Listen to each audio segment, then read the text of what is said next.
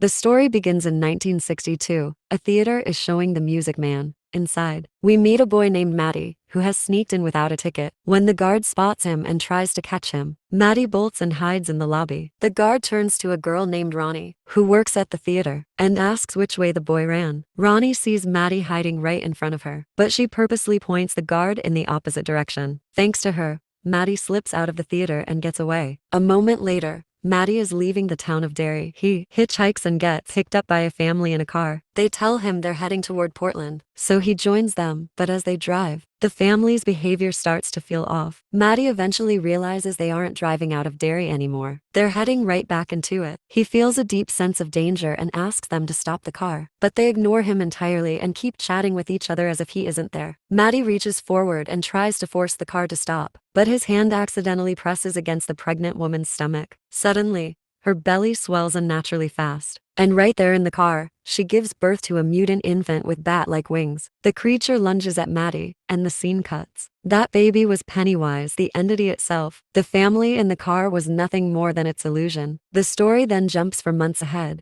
Now we meet two friends, Teddy and Phil. Both are obsessed with science fiction and constantly talk about aliens. Phil is convinced the military has captured a real extraterrestrial. He believes that's why so many aircraft have been flying over their town lately, or maybe the military is getting ready for World War III. At the nearby Army and Air Force Base, two pilots, Major Helen and Major Polly, had just been transferred to Derry. They quickly sensed that something top secret was happening in the area, something called a special project, but no one would tell them what it was. Later, a white officer deliberately refused to salute Major Helen, an insult clearly meant to show prejudice. Another officer appeared, a man named Dick Halloran, strongly hinted to be the same psychic Dick Halloran from The Shining. It became clear the creators were building a shared Stephen King universe. At school, we meet a girl named Lily. Her father used to work at a pickle factory, but he died in a terrible accident there. The tragedy left Lily with deep emotional trauma, and she had to spend some time in a mental asylum. Because of that,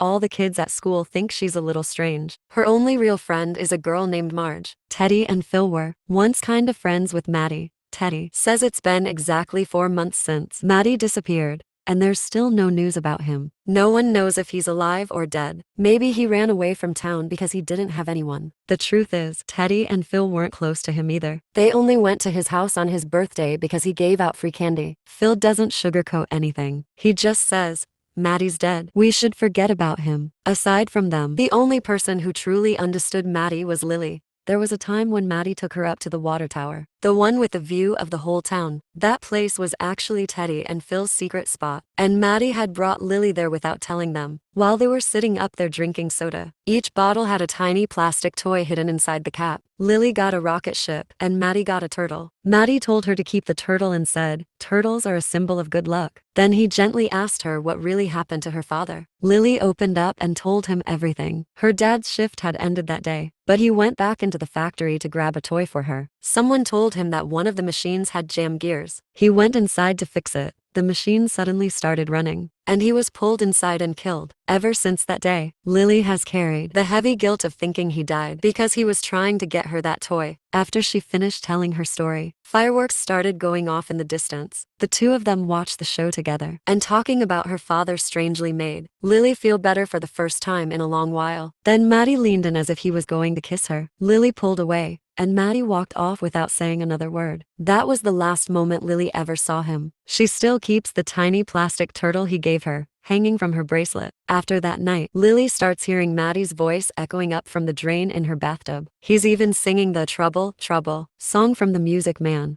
Then two of his fingers suddenly poke up through the drain. The next day, Lily tells Marge everything. Marge doesn't believe a single part of it. She warns her to stop talking like that because everyone already thinks she's crazy, and telling stories like this will only make things worse. Lily feels hurt and more alone than ever. She tries telling Teddy and Phil too, but they don't believe her either. Phil tells her it's impossible. How could Matty survive in the sewers for months? How would he even stay alive down there? In the next scene, Major Helen was shown to be the grandfather of Mike Hanlon from the original ID films. Helen is assigned to fly the new B-52 bomber. That evening, Teddy was having dinner with his family when he casually asked his father if someone could kidnap a child and hide them in the sewers. His father snapped instantly. Get out of your comic book world. Theodore, we're Jewish. Your grandfather spent his life running from the Nazis. Back then they skinned people like us and made lampshades out of them. The table went silent. Teddy didn't say another word. Later that night, when Teddy was alone in his room, the lamp on his desk began to flicker. The light blinked on and off as if someone were playing with the switch. Then the lampshade began to change. Human faces started stretching across the surface, twisted, screaming faces. Teddy let out a terrified scream. His older brother burst into the room, but by then the lamp looked completely normal again, and then it vanished right in front of them. Now Teddy and Phil finally understood that Lily had been telling the truth from the beginning, but if they told any adults, the grown-ups would think all three of them were crazy and put them in hospitals. So they decided they had no choice but to find Maddie on their own. They went to the public library and started reading newspapers from 4 months earlier. Phil's little sister Suzy followed them because their parents were out. In one of the old newspapers they found a short article saying the last person to see Maddie was a girl named Ronnie who worked at the Capitol Theater. The kids went to find Ronnie. At first she refused to talk, but when Lily mentioned hearing Maddie singing Trouble, Trouble, Ronnie froze. She admitted she herself had heard the exact same voice recently, singing that same song. Now convinced something supernatural was happening, Ronnie agreed to take them back to the theater after closing time. She led them inside, climbed up to the projection booth, and started running the old reel of the Music Man again. Before the movie began, Teddy, Phil and Lily sat in the dark theater and started crying as they thought about Maddie. They blamed themselves. If they had been real friends to him, maybe he never would have run away. The film started and the song Trouble, Trouble played once more. But then something impossible appeared on the screen. Among the actors, they clearly saw Maddie standing there, holding a baby in his arms. The three kids leaped to their feet, screaming his name and begging him to come out. Maddie turned toward them with pure rage in his eyes. I'm right here, he snarled, and it's all your fault. He smiled with the same horrifying Pennywise grin. Then he hurled the baby straight at the screen. It wasn't a normal baby at all.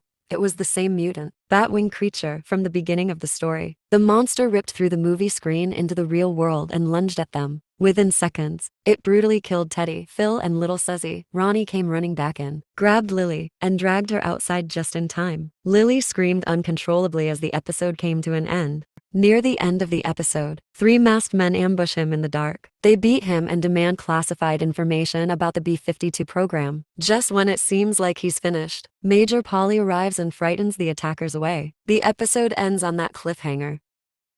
In the previous episode, Teddy, Phil, and Suzy were brutally attacked, maybe even killed. But when the police arrived, they didn't find any of the children's bodies. All they found was blood. That's when suspicion started to fall on Ronnie's father. Since he had the theater keys, the authorities tried to pin the whole thing on him. Meanwhile, Henlon's wife Charlotte and their son, Will, had just moved to Derry. Will was a sharp kid, curious about everything, and Henlon gave him a telescope as a welcome gift. The next morning, when Ronnie walked into school, everyone stared at her like she was guilty by association, like her father had something to do with the kids who vanished. Marge was desperately trying to push her way into the popular girls group known as the Petticks. She even told Lily that if she stopped hanging out with Ronnie, she could get her into the Petticks. Lily snapped back, furious, saying her friends had just died and all Marge cared about was getting into some stupid club. Right then, Will stepped into the classroom for his first day. He was a little late, and the room fell silent. Every kid stared at him like they had never seen a black boy before. One kid even yanked his chair away,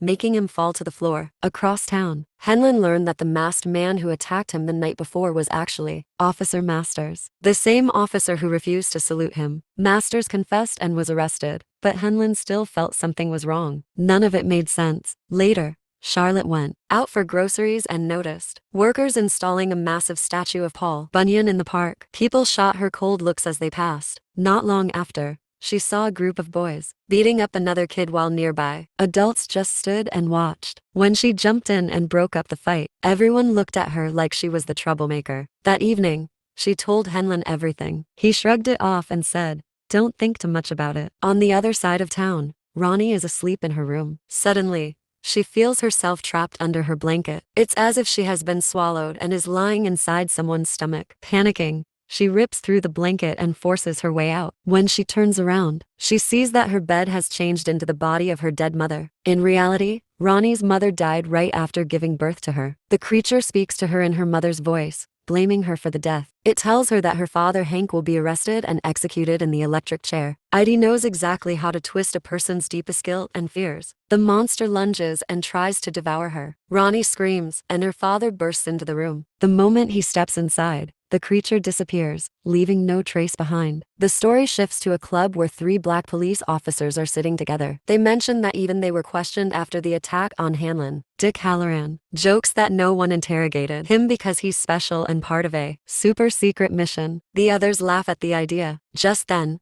the police chief enters. A local councilman approaches him and demands to know why Hank still hasn't been arrested. The chief explains that he has no evidence. The councilman threatens him, saying that if he doesn't arrest Hank, he'll be out of a job in the next election. The chief glances at the three black officers and tells the manager to remove them. They quietly get up and leave. As they walk away, they talk among themselves, saying they need to find a place where black people are actually allowed to sit. The next morning, Army personnel are digging at a site. It becomes clear that this is the same Dick Halloran from The Shining, and he still has the Shining ability. With his help, the Army is trying to locate something they haven't yet been able to find. Not far away, a group of Native Americans stands silently, watching the excavation from a distance. At lunchtime, Ronnie goes to meet Lily and tells her that Heidi attacked her last night too, saying the same thing as before, that the police are going to arrest her dad. Lily tries to calm her down and says, "That won't happen. I already told the police. Your dad didn't do anything." Ronnie looks at her and asks, "Then why didn't you tell them about the monster?" Lily answers, "If I told the police a mutant baby killed those three kids, they would lock me up in the mental hospital again, and I am never going back there." The two of them start arguing. Ronnie raises her voice without meaning to, and the teacher hears her and gives her detention. Meanwhile, Will is eating lunch outside and ends up making friends with a boy named Rich. Just then, someone throws a stink bomb. While trying to escape the awful smell, Will accidentally bumps into a teacher and gets detention as well. That is where he finally meets and talks to Ronnie. At that moment, both of them turn and see Lily being taken away by the police. The police chief begins to threaten Lily. He tells her to change her statement and put all the blame on Hank. Otherwise, she was the only one in the theater. Everyone in town already believes she is a little unstable, so it would be easy for them to say she killed the three kids herself and send her back to the mental hospital. Crying, Lily says she does not want to go back to the asylum. The chief asks her again, "Are you sure you did not see anyone else in the theater?" Lily breaks under the pressure. She changes her statement and says she does not know who else was there. Right after that, the police arrest Ronnie's father, Hank. Ronnie runs to Lily's house and tears and screams at her, telling her that she got her dad framed. The next day, Hanlon visits Masters in jail. He places a gun on the table. A Makarov PM, it is the same kind of pistol the masked attackers used on him. That gun is not easy to get in this area, and it is extremely difficult to reload quickly. Yet the masked attacker reloaded it in half a second. Hanlon becomes convinced that Masters is not the attacker, because Masters cannot even load an M16 properly. Hanlon provokes him by calling him a mama's boy. Masters gets angry, grabs the Makarov and tries to load it, but he cannot do it. At that moment, Hanlon knows for sure that Masters is not the real attacker. Hanlon goes straight to General Shaw and tells him they've locked up the wrong man. Masters never attacked him, and he plans to report this all the way up the chain of command. The general finally admits the truth. They stage the attack on Hanlon themselves. Those men were sent to test how brave and fearless he really was, and he passed better than anyone expected. He explains that during the Korean War, Hanlon suffered brain damage in the part of the brain that processes fear. In simple terms, Hanlon no longer feels fear at all. That is exactly why the army has been searching for someone like him, a man untouched by terror. The general then begins to brief him on a very special mission. Meanwhile, Lily goes shopping at a supermarket, and everything turns nightmarish. People stare at her and whisper that she is crazy. She sees the faces of Maddie and Teddy printed on cereal boxes. Suddenly she finds herself surrounded by endless shelves filled with pickle jars. Inside one jar, she sees the severed body parts of her father floating inside, talking to her. Panicking, she smashes the jar. Then all the other jars fall on their own, spilling pieces of her father that begin crawling toward her. She screams, only to snap back to reality and realize she really did break a pickle jar in the middle of the store. Everything else was just a hallucination. Back at the base, Henlin is taken to a secret warehouse. General Shaw tells him that during the Cold War, the greatest threat is nuclear attack. To counter it, the army is searching for an ancient weapon buried beneath Derry long ago. This weapon doesn't kill with bombs or bullets. It creates pure terror inside people's minds. Because Henlin is completely immune to fear, he is the perfect soldier for this mission. They still don't know what the weapon actually is or where it came from. They only know it is surrounded by buckets or some kind of markers. If they find the buckets, they will find the weapon. Just then, a message arrives saying the excavation team has discovered something. Henlin and the general rush to the site and find an old rusted car buried underground with several human skeletons inside. Somewhere else, Lily's mother is driving her to Juniper Hill's mental institution. The breakdown at the supermarket was the final straw, and she is being committed again. And the episode ends there. So, friends, what will happen to Lily now? What is this terrifying weapon the army is searching for? We'll find out in the next episode. If you enjoyed the video, make sure to like it and subscribe to the channel. Thank you for watching.